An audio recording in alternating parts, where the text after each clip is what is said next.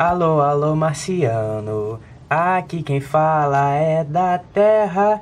E eu só sei essa parte da música mesmo. Fala aí, beleza? Aqui é Paulo Mateus do Responde Aí. E hoje a gente vai bater um papo sobre leis de Kepler. Então bora lá. Bem, as leis de Kepler, elas são três e são referentes à órbita dos corpos celestes. Bem, o que se tinha antes disso era que os caras acreditavam que a órbita dos corpos, no caso dos planetas, ao redor do Sol, era uma órbita circular. Mas eles se frustravam bastante com isso porque as contas não batiam.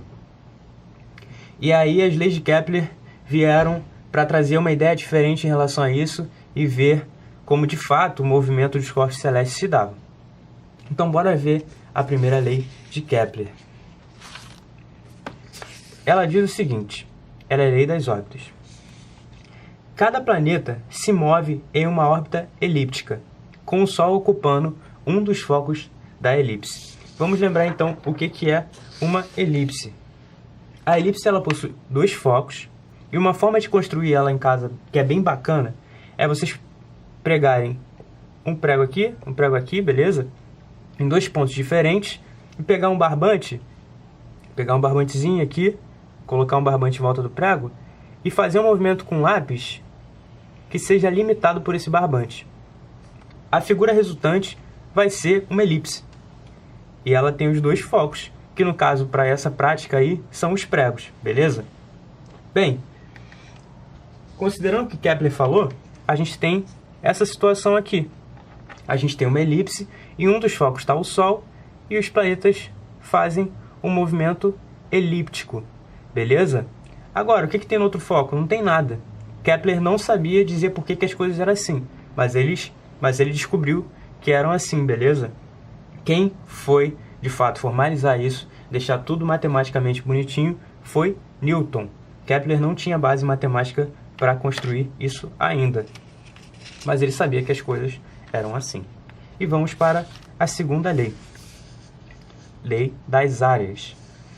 A linha que liga o Sol a um planeta varre áreas iguais em tempos iguais. Isso aqui é o seguinte.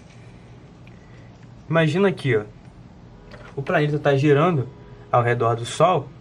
E digamos aqui que no intervalo de tempo ΔT, aqui desse lado ele vai varrer essa área aqui, beleza? E aqui também, no intervalo de ΔT, ele varreu essa área. O que Kepler viu é que essa área aqui, se a gente pintar tudo isso aqui, as duas áreas são iguais. É o que diz. A linha que liga o Sol a um planeta varre áreas iguais em tempos iguais. Mas percebam o seguinte, dá para ver que esse comprimento é menor que esse. Então, se L1 é maior que L2, e o intervalo de tempo é o mesmo, V1 é maior que V2. Então, aí a gente tira de quebra uma conclusão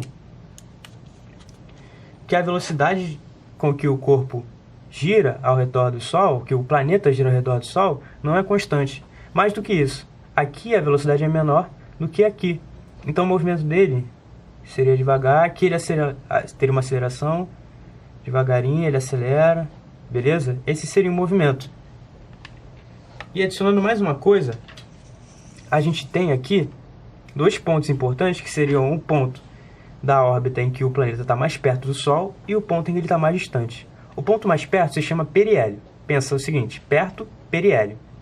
Afastado, afélio. Então a gente pode concluir que a velocidade no periélio é maior que a velocidade no afélio. Beleza? E como é que a gente comprova isso? Não sendo aqui só jogando isso para vocês, esperando que vocês aceitem cegamente. Vamos pensar no seguinte, conservação do momento linear. Vamos por partes. Imagina que está o Sol e o planeta, ele vai varrer uma areazinha bem pequenininha aqui, ó. Ele vai ter um deslocamento bem pequeno, dr, e vai formar um ângulozinho dθ. Esse deslocamento dr, a gente pode aproximar isso aqui a um triângulo, beleza? Mas bem, a gente sabe que para grandezas em movimento circular, o deslocamento, no caso, a variação no espaço, se dá por variação do ângulo vezes o raio. Então, esse deslocamentozinho aqui dr vai ser r dθ. Já a área, a gente aproxima a um triângulozinho. Vai ter um cateto dr, um cateto r, e a gente descobriu que dr é r dθ. Então, essa área fica aqui o seguinte. Esse dA, esse infinitesimal de área, é rzinho vezes r dθ sobre 2. É meio de r ao quadrado dθ. Agora, se eu dividir tudo por dt, ou seja, fazer a derivada no tempo, eu tenho que dA dt é igual a meio de r ao quadrado dθ dt. Dθ dt é a velocidade angular, ômega. Ou seja, dA dt é igual a meio de ômega r ao quadrado. E onde é que entra o momento linear nisso aí? Entra uma vez que o momento linear ele é dado por m ômega r ao quadrado.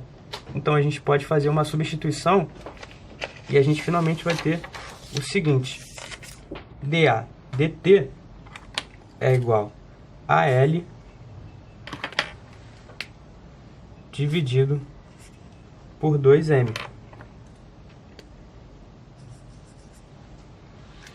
E considerando, a gente sabe que o momento angular se conserva se não houver forças externas e, consequentemente, não tiver torques externos. Então, isso aqui, como a massa é constante, o momento angular também vai ser constante. Então, isso vai ser uma constante, beleza? Então, agora que a gente comprovou como funciona a segunda lei, a gente pode partir para a terceira, que diz o seguinte: os quadrados dos períodos orbitais dos planetas são proporcionais aos cubos dos semi-eixos maiores das elipses que formam suas órbitas. Como assim? A gente vai usar o seguinte. Vamos pensar em planetas orbitando aqui o Sol, beleza? Pensar no sistema solar com 3 planetas. E o que ele diz é o seguinte, colocando isso matematicamente: o período ao quadrado dividido pelo semi-eixo maior, que eu vou chamar de A, ao cubo, é igual a uma constante dentro de um sistema solar. Kepler constatou isso empiricamente. Ele era um cara muito louco, ele conseguia ver padrões nos números e ele conseguiu fazer essa conclusão aí mega difícil, com quase 10 anos de distância do momento em que ele anunciou sua segunda lei. Então ele chegou a essa conclusão bizarra, mas ele não sabia explicar como. Ele viu então que, por exemplo, se eu tenho aqui a Terra, se eu dividir o período de rotação da Terra pelo semi-eixo aqui maior da órbita dela, eu obtenho uma constante K. Se eu fizer isso com outro planeta, sei lá, Júpiter, eu obtenho a mesma constante K. Se eu fizer com Saturno, com Urano, eu obtenho a mesma constante K. Ele não sabia dizer se isso era válido para outros sistemas solares. Mas aí um cara muito louco, que a gente já conhece, que é o Newton, chegou a essa conclusão, conseguiu explicar isso mais para frente, e a gente vai ver como é que ele explicou isso aí. A gente usando a equação que a gente conhece para o período orbital, a gente comprova essa observação aí. Como? A gente tem que o período ele é igual a 2π raiz de raio ao cubo sobre gm. Se a gente colocar aqui a equação ao quadrado dos dois lados,